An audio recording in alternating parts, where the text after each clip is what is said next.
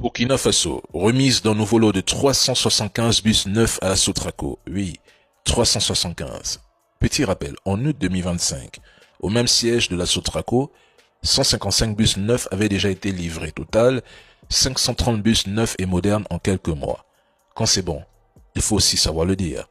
Pourquoi attendre que tout aille mal pour en parler? Faisons une comparaison honnête. Dans beaucoup de pays africains, sans crise sécuritaire, les flottes publiques de bus modernes sont rares et limitées. Souvent quelques dizaines, parfois une centaine de véhicules au maximum par grande ville quand un opérateur public structuré existe. Le transport urbain dans ces pays repose surtout sur l'informel, minibus, taxibus, clando, moto, etc. Peu de capitales africaines disposent d'un opérateur public dominant avec une flotte récente et conséquente. Ailleurs, le secteur est fragmenté ou largement privatisé. Au Burkina, il s'agit tout simplement de la plus grande expansion de flotte de l'histoire de la Sotraco après des années de quasi-stagnation, à peine 15 bus Scania ajoutés plus tôt en 2025. Le message est clair.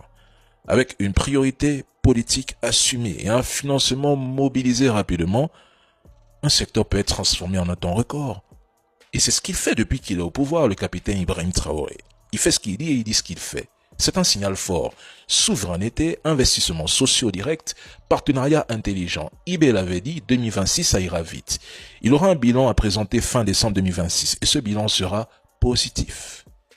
Les anciens présidents ont fait reculer ce pays de près de 200 ans. La corruption et le vol étaient devenus si confortables que lorsque les choses commencent enfin à changer et qu'il n'est plus possible de profiter du système, certains se transforment en ennemis du système, non pas par amour du peuple, non.